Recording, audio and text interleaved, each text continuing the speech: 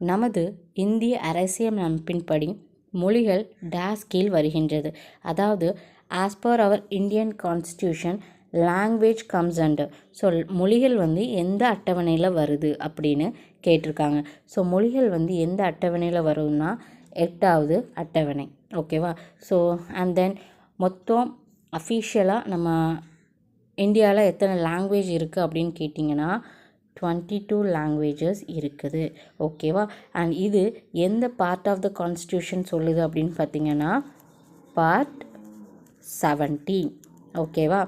அது போக நம்மளோட இந்தியன் கான்ஸ்டியூஷனில் ஆர்டிக்கல்னு பார்த்தீங்கன்னா ஆர்டிக்கல் 343 to 351 இது எல்லாமே மொழி ரிலேட்டடான ஆர்டிக்கல் தான். ஓகேவா? நான் சொன்னேன் 22 அஃபிஷியல் லாங்குவேஜ் இருக்குதுன்னு சொன்னேன். பட் நம்மளோட இண்டிபெண்டன்ஸ் கிடச்ச அந்த ஸ்டார்டிங் பீரியடில் எத்தனை அஃபிஷியல் லாங்குவேஜ் இருக்குன்னு பார்த்தீங்கன்னா 14 லாங்குவேஜஸ் தான் இருந்திருக்கும். ஓகேவா?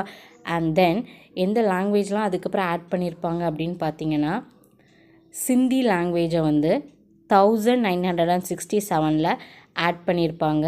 எந்த அமெண்ட்மெண்ட்டில் பார்த்தீங்கன்னா 21st அமெண்ட்மெண்ட்டில் ஆட் பண்ணியிருப்பாங்க. அதன் பிறகு கொங்கணி, மணிப்பூரி, நேபாளி இந்த 3 லாங்குவேஜும் 1992 71st அமெண்ட்மெண்ட்டில் ஆட் பண்ணியிருப்பாங்க. அடுத்தது போடா, டோங்ரி, மைத்திலி அண்ட் சாந்தாலி இந்த லாங்குவேஜஸ்லாம் 2004 92nd அமெண்ட்மெண்ட் ஆக்டில் ஆட் பண்ணியிருப்பாங்க. ஓகேவா? ஸோ அஃபிஷியல் லாங்குவேஜஸ்ன்னு பார்த்தா 22. ஃபஸ்ட்டு 14 இருந்துச்சு. அதுக்கப்புறம் நான் இப்போது சொன்ன சில லாங்குவேஜஸ்லாம் ஆட் பண்ணியிருக்காங்க. அதெல்லாம் ஆட் பண்ணி 22 லாங்குவேஜஸாக ஆயிட்டு. அண்ட் தென் கிளாசிக்கல் லாங்குவேஜுன்னு பார்த்தீங்கன்னா எவ்வளோ இருக்குதுன்னு பார்த்தீங்கன்னா 6 லாங்குவேஜஸ் இருக்குது. ஓகே, அது எதெல்லாம்னா தமிழ், அதுக்கு எப்பவும் அந்த கிளாசிக்கல் லாங்குவேஜுங்கிற அந்தஸ்து கொடுத்துருப்பாங்கன்னா 2004 கொடுத்துருப்பாங்க.